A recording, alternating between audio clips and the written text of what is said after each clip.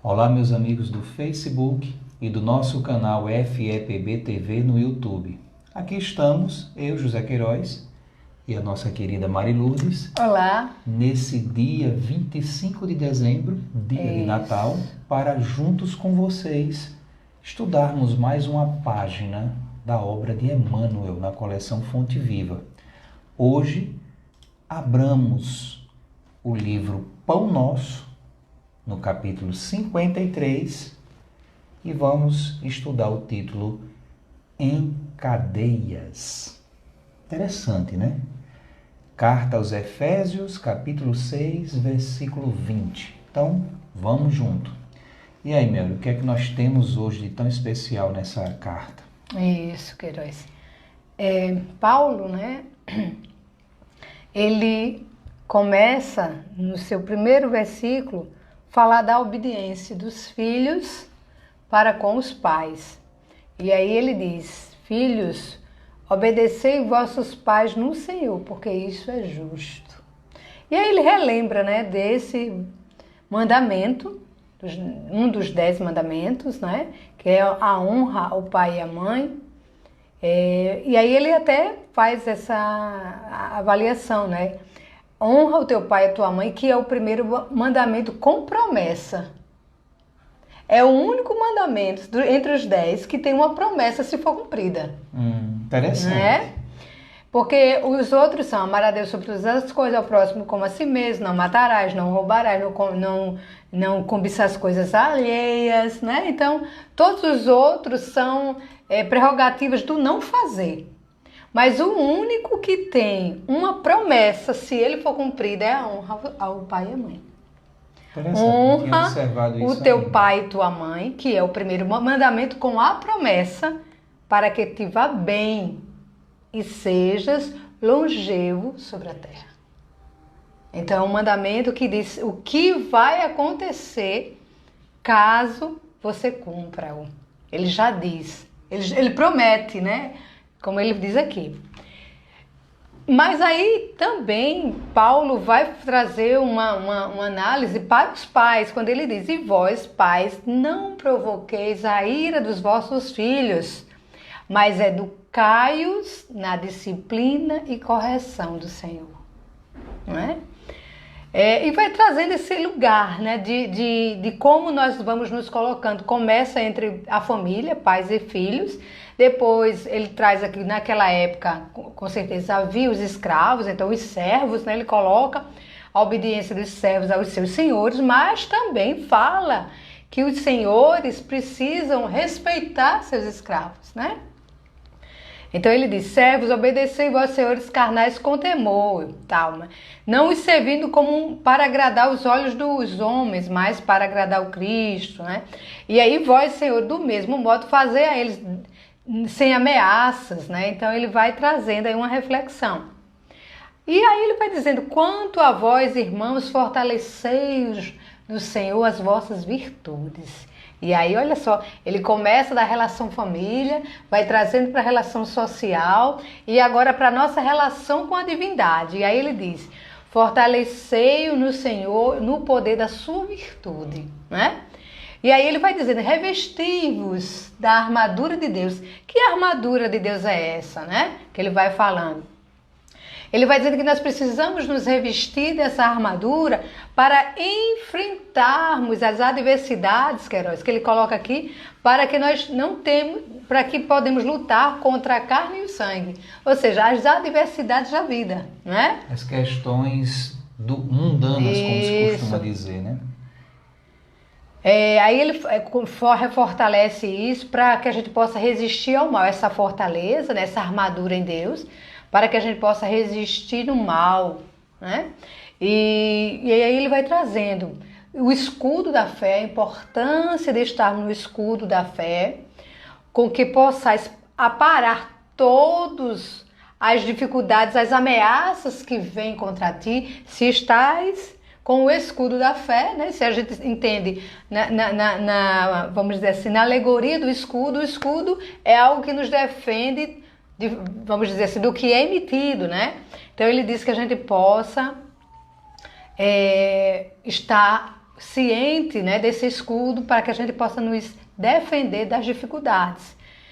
E olha, o que ele traz é muito interessante. Ele vai trazendo as alegorias. Aí ele pega aí outro sim, o capacete da salvação, né? O que é o capacete da salvação e a espada do Espírito, que é o quê? A palavra de Deus, o Evangelho. Ou seja, o que é que o capacete protege? A cabeça. Se nós estivermos atentos às palavras que estão no Evangelho, a nossa mente vai estar protegida. Nós vamos estar com sanidade mental. Isso é muito interessante, essa carta, querido. Se a gente for ver as alegorias que ele coloca, né? Então, porque o que é que o Cristo diz? Conhecereis a verdade e a verdade vos libertará, né? Então, esse capacete da salvação é quando a gente compreende o Evangelho e vamos nos libertando das emanações psíquicas que nos prendem de realizarmos, né? E aí, ele continua, Queiroz, dizendo, né? Falando sobre a oração, né? Então, ele diz, ó, orando o tempo todo em espírito. Ele diz que a gente tem que estar em estado de oração. Porque a gente se engana que a oração é só naquele momentinho que a gente está ali. A oração é ação. Olha só, ele diz... Oração e fé, porque tem muita gente que tem uma ideia errônea a respeito da fé. Exato. Né? Então, é muito interessante essa carta. Se a gente for... Lógico, nós estamos fazendo uma avaliação muito rápida, mas quem puder aí ler... estudar, é muito interessante o que ele vai nos dizendo. Então, aí ele faz orando o tempo todo em espírito, não é em palavras, mas é introspecção no momento da oração, né? E vigiando, olha só o que ele diz, orando o tempo todo, vigiando, mesmo assim, em toda instância. A vigilância tem que estar em tudo, né? E aí a gente precisa... Orar e vigiar sempre. Sempre, né?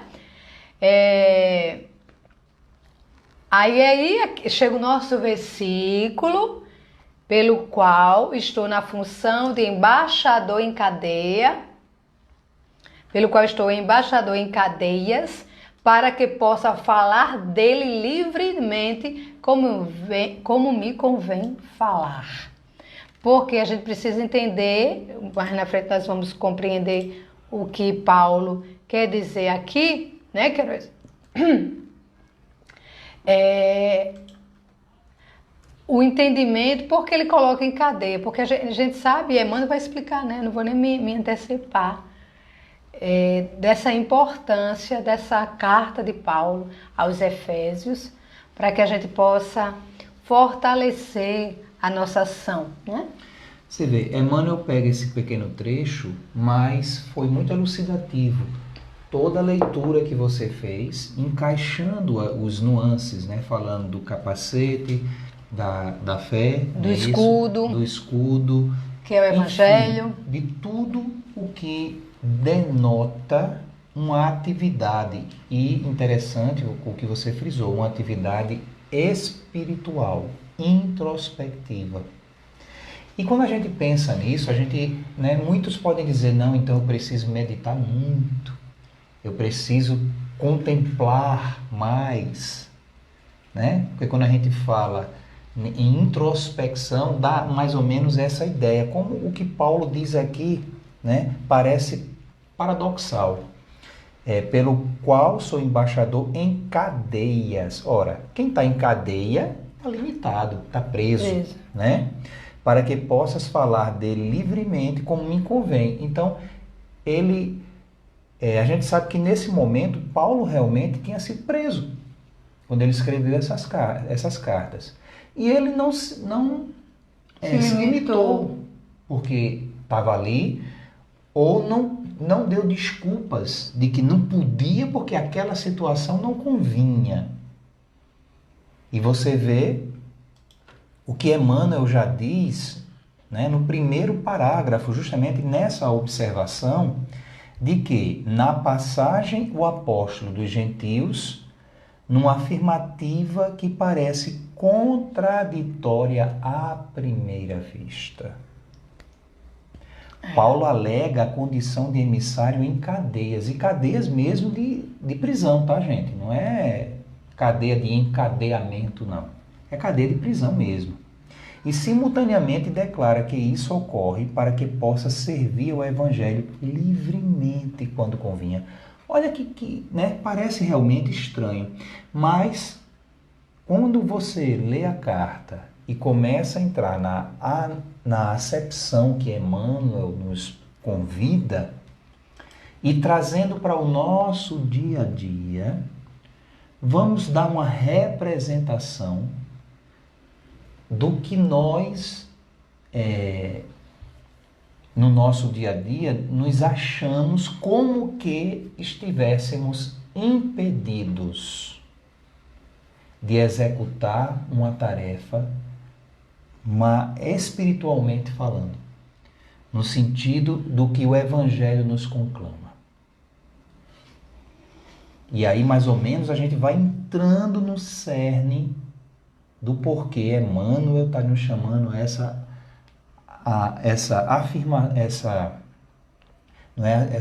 assertiva, né? Ele está nos chamando a atenção nessa assertiva e nessa atitude de Paulo, de mesmo diante da maior das dificuldades, continuar servindo.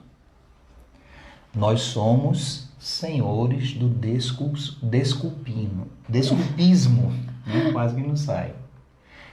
E quando não, em grande maioria, nós delegamos oportunidades de ação, de atitude e de comparecimento a outras questões de menor importância, mas que faz parte do dia a dia do mundo. A exemplo, um show, né? Como um Rock in Rio, como um show de um cantor que eu gosto, né? Como um encontro para confraternização, onde vai haver bebida, onde vai haver, né, amigos, onde vai haver dança. Muitas vezes, você, eu não estou me colocando fora não, isso acontece com todos nós, damos mais ênfase e mais foco nessas questões, deixando a planos secundários questões mais essenciais, que são as questões elementares que Emmanuel está nos chamando a atenção de uma forma bem sutil, trazendo à mercê, trazendo à luz a situação e o momento e essa carta que Paulo escreveu aos Efésios num momento tão conturbado de sua vida. Porque sim, ele poderia ter dado desculpa que ali não era a oportunidade, que quando ele saísse da prisão ele poderia estar agindo. E Emmanuel, justamente, olha o que ele vai relatando no capítulo 3, fazendo essa construção de interpretação, né? O grande trabalhador dirigia-se aos companheiros de Éfeso, referindo-se à sua angustiosa situação de prisioneiro das autoridades romanas. Entretanto, por isso mesmo, em vista do difícil testemunho, trazia o espírito mais livre para o serviço que lhes competia realizar.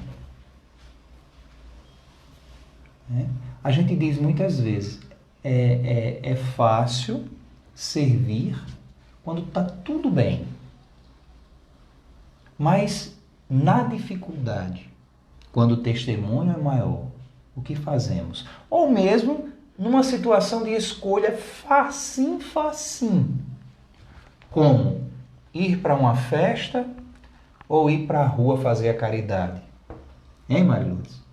Qual é a nossa escolha mais rotineira? O que é que a gente dá mais ênfase? A realização.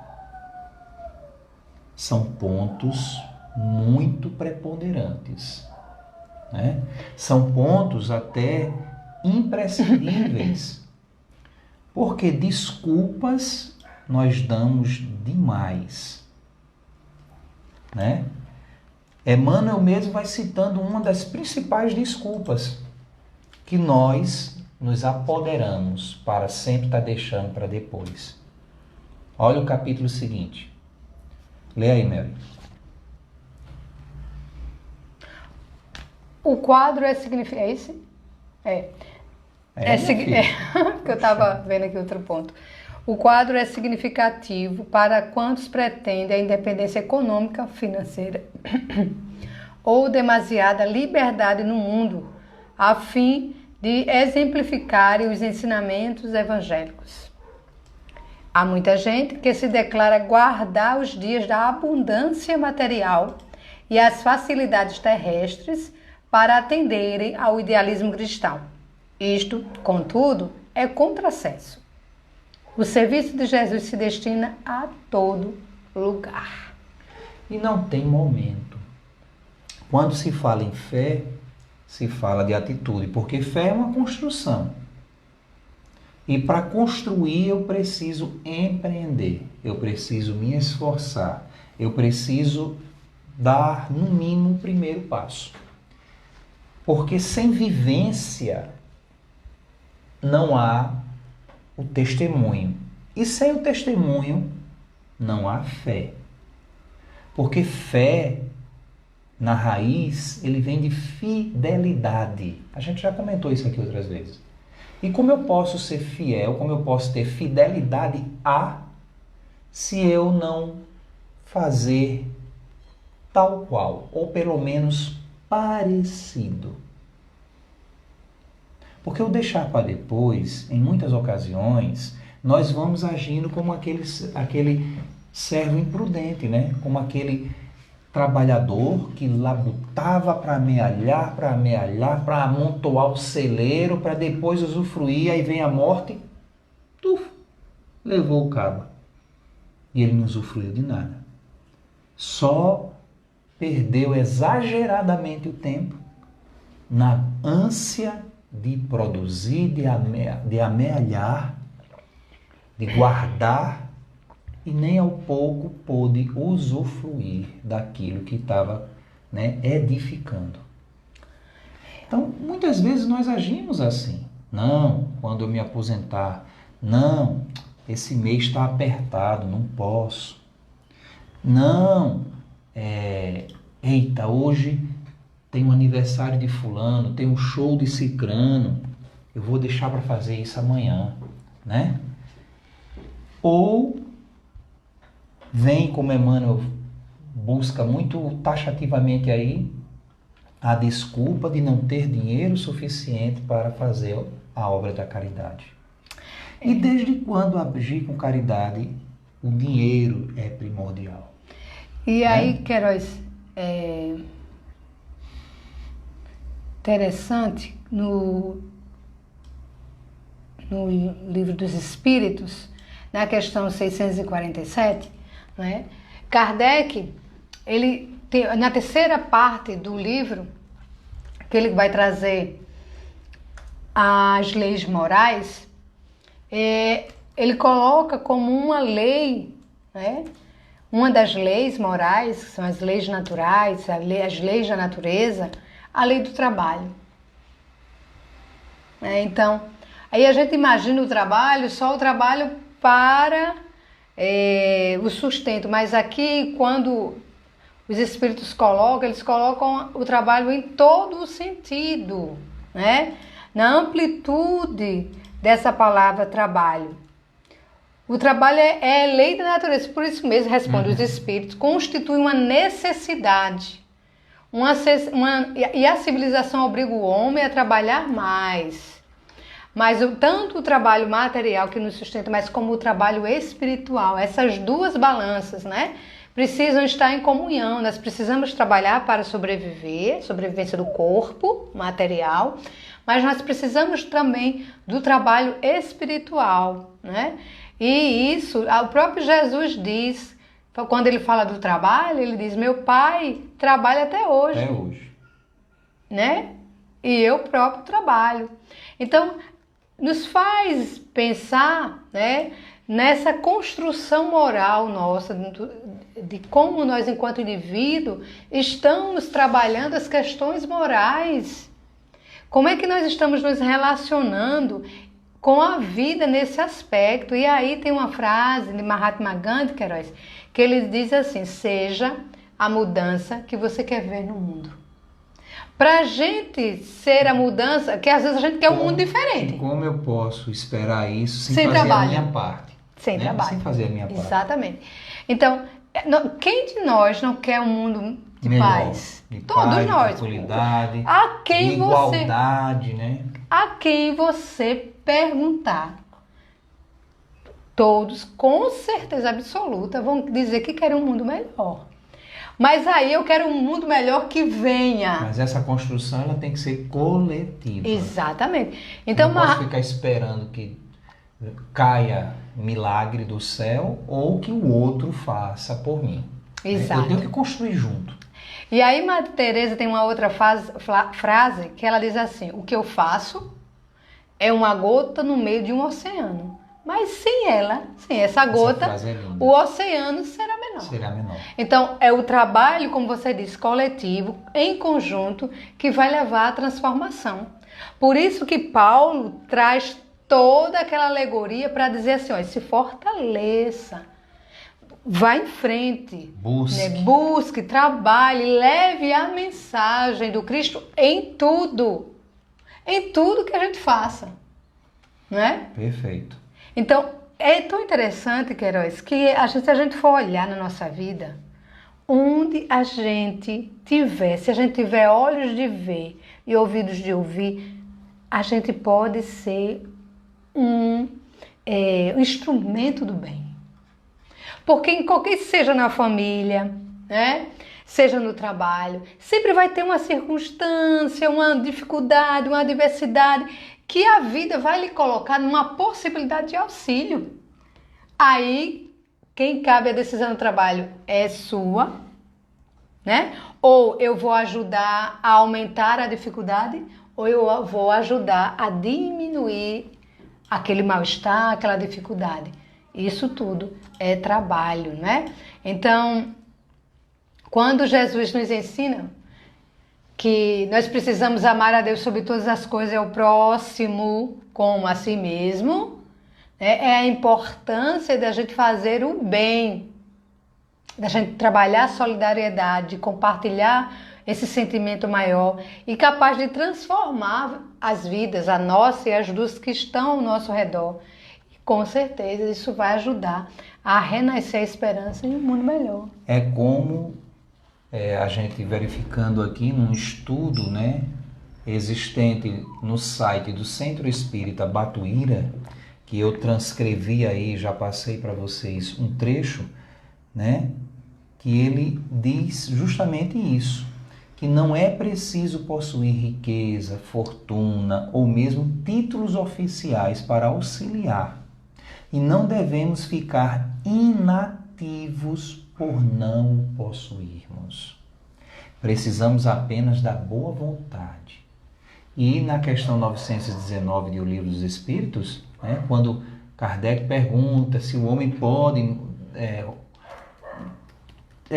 melhorar-se, se ele pode dominar seus maus pendores, os Espíritos respondem que sim, e muitas vezes fazendo um esforço mínimo. O que nos falta é vontade. Vontade. Então pensemos bem nisso. Como aqui diz, precisamos apenas de boa vontade, porque aquele que deseja ser útil sempre encontra meio de fazê-lo. E o Evangelho é um manancial de exemplos. Jesus não tinha riqueza, Jesus não tinha nenhuma pedra para assentar sua cabeça, como ele mesmo, né, fala no seu Evangelho. Vivia descalços, não tinha assim recursos materiais, nem mínimo nem abundante, mas fez o que fez em a humanidade. E se a gente pegar o exemplo de todos os baluartes da paz que e da espiritualidade, que deixaram sua marca no mundo, eles não se preocupavam com riquezas ou possuir riquezas. A riqueza que aparecia por obra da divindade e por mercê do trabalho, né, digno que eles realizavam, eles todos empregavam na sua obra. Mas não perdiam tempo em dizer, peraí, eu vou pegar primeiro dinheiro para trabalhar depois. Não, eu vou verificar primeiro uma construção gigante para depois a construção estar pronta começar a trabalhar. Sempre era a questão espiritual primeiro, o trabalho individual que alimentava e alicerçava o coletivo para depois as edificações materiais e os recursos irem aparecendo. A humanidade está cheia de recursos, de exemplos nessa vertente, né? Então, eles empenharam a sua vontade, o seu esforço e colocaram como foco, como primeiro modus operantes, justamente a prática do Evangelho, né? Eles colocavam em primeiro lugar, davam primazia à questão da transformação moral, obviamente, que não se existe prática, não existe burilamento, não existe edificação sem você se fazer a sua reforma íntima, né? Você tem que estar ali, mas você tem que fazer sempre a sua fé, a sua ação de fé, com o intuito de estar na confiança em Deus, mas no exercício constante do que lhe compete, do que me compete realizar. Porque a confiança em Deus, no alicerce da fé, que de fato remove montanhas, é que eu confio, mas na execução de fazer o melhor que estiver ao meu alcance, porque Deus, em absoluto, deixa de fazer a parte que lhe compete. Então, essa confiança, essa reciprocidade entre nós e o Pai é que faz com que a coisa realmente cresça, se multiplique e fique para a posteridade, como uma obra realmente digna do esforço moral, da edificação espiritual, individual e, consequentemente, depois coletiva, né? Isso, querido. Ela continua dizendo aqui: não há uma só pessoa que no gozo perfeito de suas faculdades não possa prestar algum serviço, consolar, amenizar um sofrimento físico ou moral. Na falta de dinheiro, todas as pessoas não possuem um pouco do seu esforço, do seu tempo, do seu repouso, não podem sair da sua comodidade, porque muitas vezes é isso que a gente não quer, sair da nossa comodidade para oferecer um pouco aos outros. Isso também é servir, né? E tem coisa mais que vocês podem ler depois, mas vamos adiante. Já deu para dar o recado, né? Verdade. Aí Emmanuel prossegue dizendo que Paulo, né, o exemplo dele, entre cadeias, se sentia mais livre na pregação da verdade. Ele não se limitou. Naturalmente, nem todos os discípulos estarão atravessando esses montes culminantes do testemunho. Para a gente, o esforço é muito menor, o que Emmanuel está querendo dizer aqui, com luvinha de pelica, tá, gente? Tá assim, ó, lepo na cara da gente. Né? O esforço para a gente realizar é o mínimo do mínimo do mínimo. E mesmo assim a gente fica sem querer fazer. A verdade é essa, sem querer fazer. Né? Verdade. Todos, porém, sem distinção, diz o benfeitor Emmanuel, trazem consigo as santas algemas das obrigações diárias do lar, no trabalho comum, na rotina das horas, no centro da sociedade e da família. São os veículos de nossa ação, onde nós devemos estar atentos no exercício do Evangelho, na nossa rotina do dia a dia. Verdade. E aí eu me reporto, você fechou ou vai? Não, estou esperando você. Não, assim, a leitura, né? Até aqui, a Sociedade da Família. Sim. No capítulo 17 do Evangelho segundo o Espiritismo, quando vai falar do homem de bem, né? Dos seres perfeitos, né? E aí tem a parte do homem de bem. Que o verdadeiro homem de bem é aquele que está se esforçando, né? Ele nos dá um roteiro para que a gente possa entender que o homem de bem, ele está no processo, né, de praticar. Ele já não está no topo, não, da prática da lei de justiça, de amor e caridade, nem de sua total pureza. Mas ele está justamente no esforço. Para ter êxito, ele precisa se interrogar, né, sobre os seus atos. No que a gente chama, sair do comodismo, de sacrifício. Não é assim que a gente diz? Não, eu vou fazer esse sacrifício para fazer a caridade. Isso. Então se interroga, ele interroga a sua consciência sobre os próprios atos, pergunta se violou a lei, se não cometeu nenhum mal, se faz todo o bem que podia, se não deixou escapar voluntariamente uma ocasião de ser útil, se ninguém tem o que dizer dele, enfim, se fez outros aquilo que gostaria que lhe fosse feito. Então, se a gente colocar isso em prática, se a gente fizer, né, nesse exercício, fizer esse exercício de nos reportar a nossa consciência, como anda o nosso trabalho no bem, o nosso trabalho de aperfeiçoamento, nós vamos entender aonde que a gente pode melhorar, né, Queiroz? Aonde nós estamos realmente prisioneiros. Porque Paulo estava na prisão, mas não era prisioneiro dela. Ele era livre. E se sentia na autoridade de falar a verdade. Porque a gente às vezes pensa assim, ai meu Deus, eu queria tanto ajudar, mas eu estou passando por uma provação.